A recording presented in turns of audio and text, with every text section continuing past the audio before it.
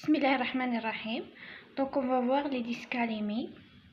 Donc quand vous constatez que j'ai dessiné le CG, donc c'est l'électrocardiogramme du cœur, parce que donc les dyskalémies vont perturber l'ECG. D'accord, ils vont donner des signes électriques donc dans l'ECG. Celui qui dit une dyskalémie, donc directement il nous vient à l'esprit les perturbations de l'ECG. Donc j'ai fait un résumé pour comprendre ces perturbations.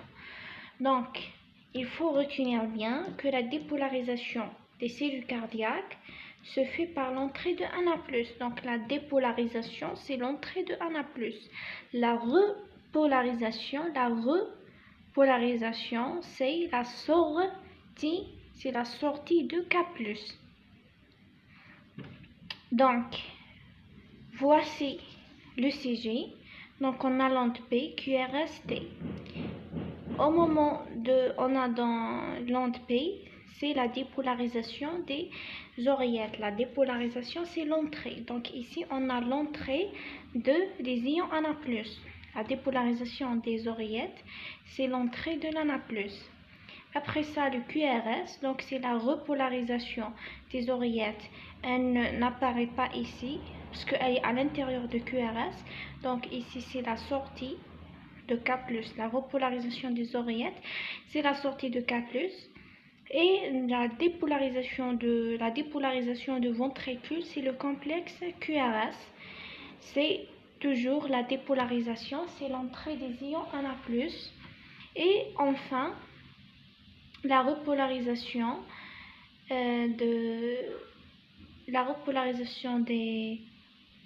donc les ventricules, c'est par la sortie des ions K+.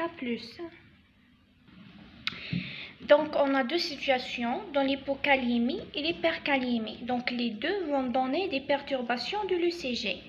Il faut les retenir et les mémoriser. Donc dans l'hypokaliémie, on a beaucoup plus des extrasystoles auriculaires et des fibrillations auriculaires et par conséquent des hyperpulsatilités artérielles. Alors que dans l'hypokaliémie, c'est le contraire, donc c'est le PR allongé, donc c'est le contraire, c'est le blocage auriculo-ventriculaire, pas comme ici, c'est l'hyperactivité. On va expliquer. Donc, la dépolarisation, c'est-à-dire l'entrée des Na+, nécessite que le cœur est totalement repolarisé, c'est-à-dire donc le potentiel est comme ça, elle est stable, donc la repolarisation est passée.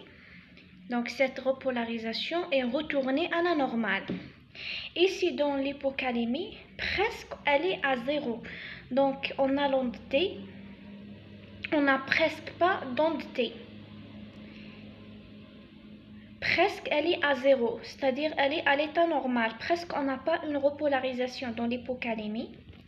Donc c'est pour ça on a une dépolarisation précoce.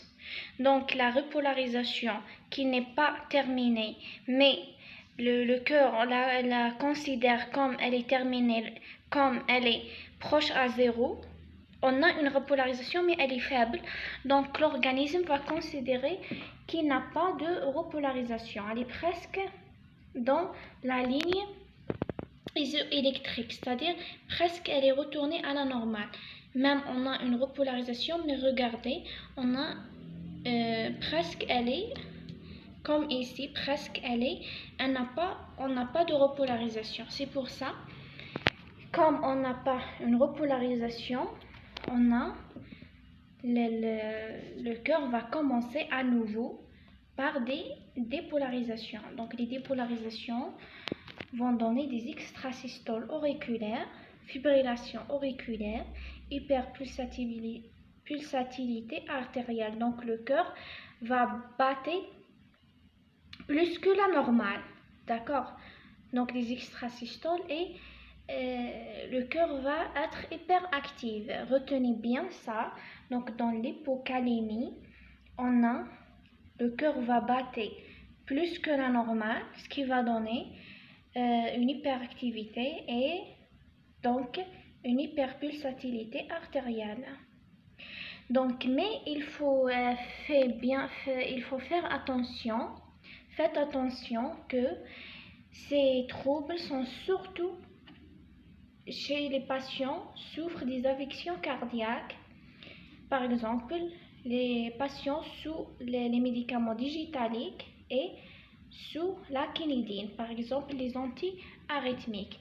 Donc, pas toute hypocalémie va se régénérer vers des troubles cardiaques. Donc, surtout chez les patients qui prennent des digitaliques et des quinidines. C'est pour ça qu'on ne craint pas beaucoup l'hypocalémie. Donc, la diminution de calcium n'est pas redoutable. La diminution de K+, c'est-à-dire le potassium, n'est pas redoutable. Alors, l'hypocalémie, on a au contraire, l'hypercalémie, on a au contraire une onde T ample, c'est-à-dire c'est la repolarisation, c'est l'entrée de K+. Comme on a beaucoup de K+ à l'extérieur, le cœur est presque repolarisé. Et repolarisé, donc la repolarisation va durer longtemps parce qu'on a déjà le milieu extracellulaire est concentré par le K+. Et la repolarisation, c'est la sortie de K+. Comme on a beaucoup de K+ à l'extérieur, donc la cellule est dans une situation de repolarisation. La repolarisation va durer lentement, donc la dépolarisation ne va pas commencer. Donc le problème ici dans l'hypercalémie, la dépolarisation ne va pas commencer. On n'a pas de dépolarisation. Donc le PR allongé, voilà, le PR allongé. Le segment ST se décale, prend un S étalique ou bien prend un aspect de S étalique. Donc, c'est quoi l'origine de S étalique? C'est l'onde T ample. L'onde T ample va donner cet aspect en S italique. Donc, l'onde T haute, pointue et symétrique en tente d'Indien. Voici l'aspect de l'onde T. Donc, il faut bien retenir que l'hypercalémie va donner PR allongé, c'est-à-dire un bloc auriculo-ventriculaire. Les deux situations, si elles ne sont pas corrigées, vont donner une tachycardie ventriculaire et une fibrillation ventriculaire et vont se dégénérer en torsade de pointe. Les deux situations, mais elle est beaucoup plus rapide et beaucoup plus commune dans l'hypercalémie. Donc l'hypercalémie est très dangereux pour le cœur. Et là, la dégénérescence vers torsade de pointe, donc il est fréquent dans l'hypercalémie, pas comme l'hypocalémie, seulement chez les patients qui prennent des digitaliques et des quinidines. Donc on a terminé avec l'aspect électrique qui est le plus difficile et il nous reste seulement un peu de détails dans le cours. Donc on va commencer par les causes de l'hypocalémie. Donc les pertes digestives, c'est la cause la plus fréquente de l'hypocalémie. D'accord? Donc si on a une question, quelle est la cause la plus fréquente de l'hypocalémie? C'est les pertes digestives par les vomissements, surtout à cause de sténose de pylore et des diarrhées. C'est pour ça, par exemple, les femmes qui souffrent des signes sympathiques au début de la grossesse, toujours on surveille le K+, parce que justement c'est la cause, donc les vomissements, pertes digestives, c'est bien par les diarrhées ou bien par les vomissements, c'est la cause la plus fréquente de hypo-K+. Et par exemple, dans le service de pédiatrie, les enfants qui souffrent de diarrhée, toujours on supplémente par le KCl et on surveille le potassium parce que les diarrhées donnent une diminution de KCl. On a donc des autres causes. Donc bien sûr les carences d'apport, elles sont rares. Donc le transfert endogène, c'est-à-dire par exemple l'apport massif de glucose, et avec l'apport massif de glucose, l'organisme va sécréter l'insuline. L'insuline va faire entrer le glucose dans la cellule et le glucose et le potassium. Les deux vont entrer dans la cellule. Donc les médicaments, on a l'adrénaline, on a le salbutamol et on a la terbutaline. Donc qui vont jouer sur la pompe NA+, K+, ATPase. Bon, l'adrénaline, les sulbutamol et terbutaline sont des bêta-2 mimétiques. Ils vont par exemple relâcher les muscles de la branche.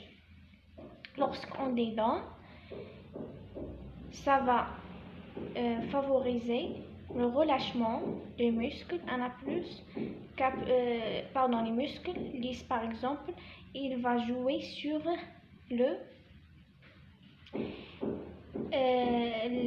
la pompe NA+, K+, ATPase, ce qui va donner par la suite une hypocalémie parce que le potassium va entrer dans la cellule pour faire le relâchement de la cellule, tout simplement.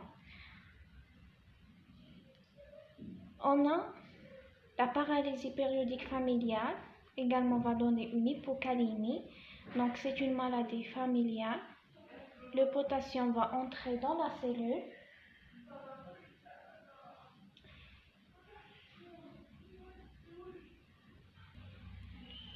Et ce qui va donner la poussée de la maladie. Donc soudainement on a l'entrée de K+, c'est une maladie, soudainement on a l'entrée de K+, dans la cellule, ce qui va donner une fatigue, comme on a dit, un relâchement, une fatigue de muscles dans cette maladie qui est la paralysie périodique familiale. Donc les pertes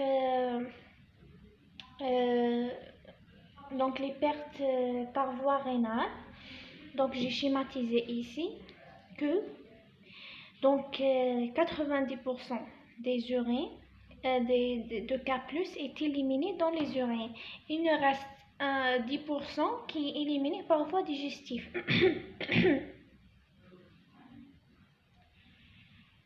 D'accord. Donc si on a des pertes de K+, ou bien une diminution de K+ par donc des pertes digestives, on va constater que les reins retiennent le potassium avec un retard de 8 à 15 jours. Sinon, si le problème est dans les reins, donc elle va éliminer tout le potassium, c'est-à-dire elle ne va pas le réabsorber. C'est les pertes rénales. Donc ici, la kaliurie va être supérieure à 90% des cas, c'est-à-dire elle est entre 30 et 40 mètres équivalents sur litre. Par exemple, quand est-ce qu'on va voir une excrétion excessive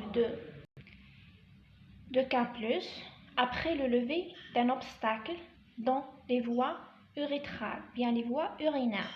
Après le lever de l'obstacle, on va constater que les reins perdent beaucoup d'eau et des électrolytes, parmi eux le K+. Donc on a une autre cause de l'hypoca. Donc c'est les médicaments qui causent des atteintes tubulaires, par exemple l'infotéricine B. Quand on la donne, l'infotéricine B, on la donne par exemple dans l'aspergillose, bien les maladies parasitaires. Elle est très toxique pour les reins. C'est pour ça on n'utilise pas beaucoup ce médicament. On a des alternatives. Donc la polymyxine, elle a une action mixte sur le rein, donc elle le détruit.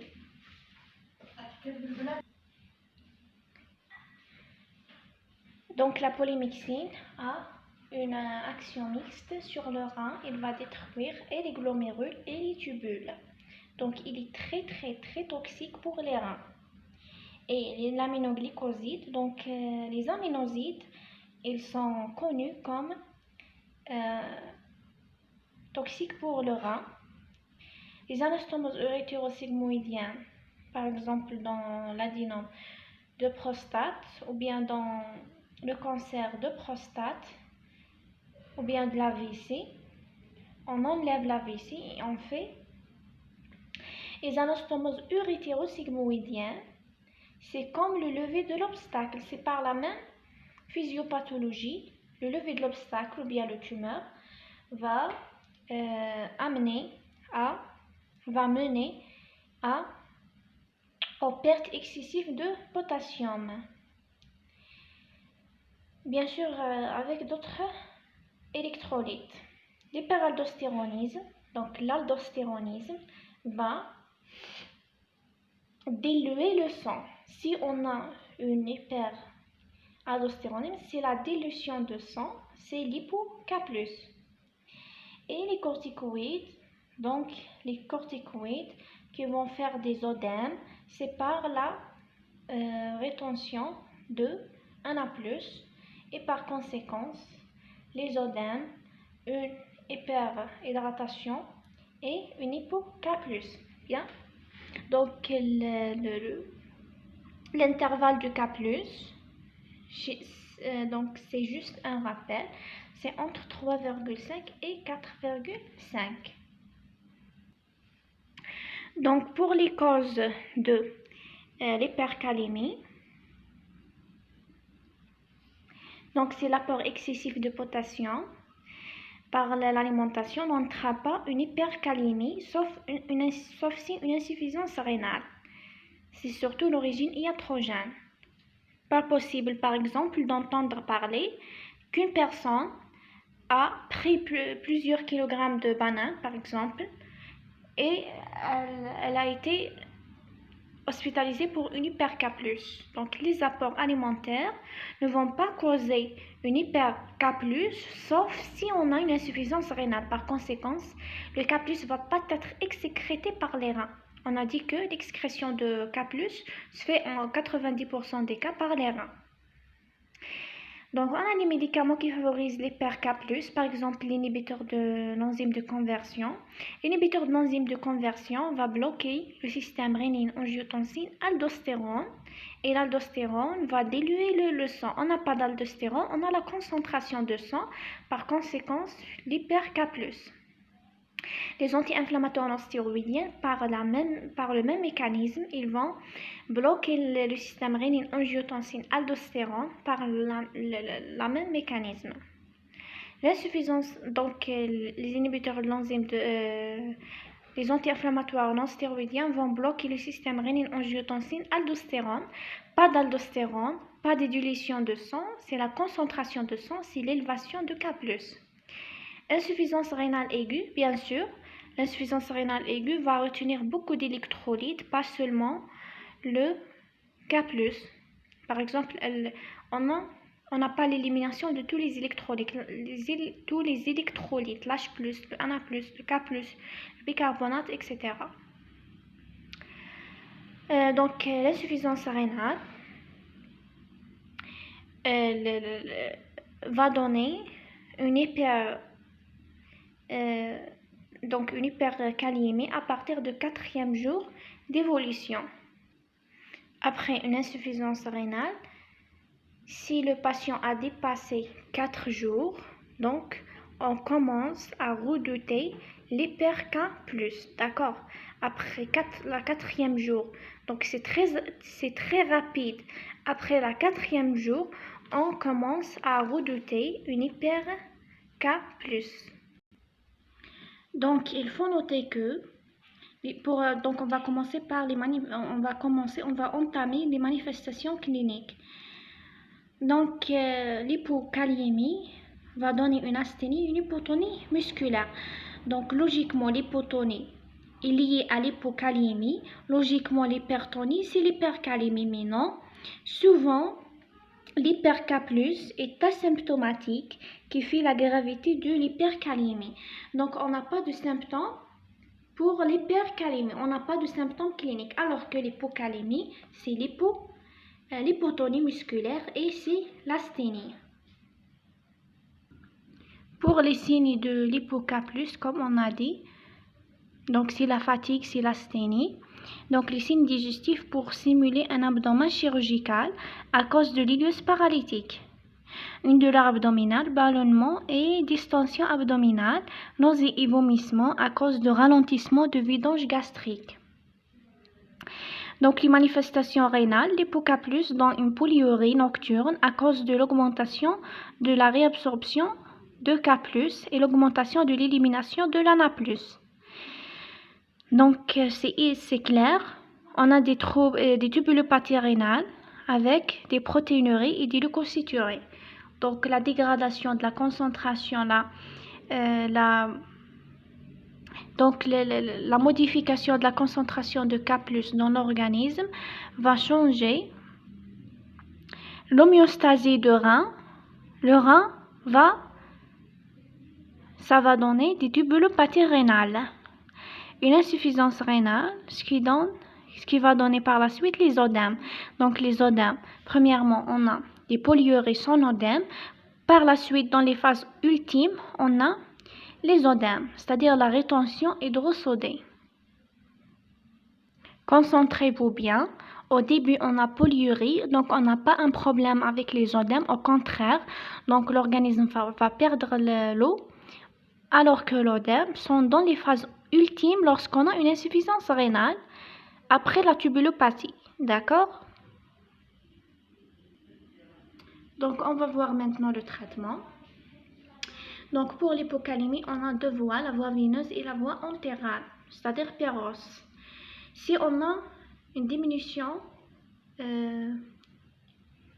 importante du K+, c'est-à-dire elle est inférieure à 2,5, ici on préfère la voie veineuse. Alors si on a également une affection cardiaque, par exemple une tachycardie auriculaire, comme on a vu, on fait la voie veineuse.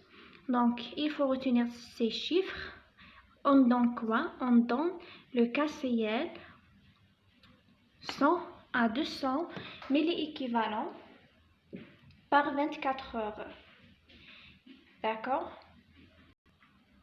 Donc il faut retenir le chiffre. On corrige le K+, donc on donne le K+, par 100 à 200 milli-équivalents sur 24 heures. D'accord? Il ne faut pas dépasser 20 milli-équivalents sur heure. Alors que dans la voie entérale, donc on donne, si on a donc la concentration de K+, elle n'est pas trop effondrée, c'est-à-dire elle est supérieure à 2,5. Alors que pour l'hyper K+, on donne le Lasélix. Donc c'est la furosémide. Le Lasélix va diminuer le K+ dans l'organisme. Donc c'est comme l'aldostérone, elle va diluer le Lasélix. Il y a l'aldostérone, les deux vont diluer l'eau. Lasélix ou bien furosémide. On donne le calcium pour protéger le cœur. Donc le calcium c'est pour la protection du cœur. Et bien sûr, on fait l'alcanisation en cas d'acidose et on fait l'épuration extra-rénale et on donne la résine échangeuse d'ions, c'est-à-dire le K-hexalate. Le K-hexalate, il va capter l'excès de K+. Le K-hexalate, il va capter le K+. On répète, le K-hexalate va capter le K+, bien le potassium.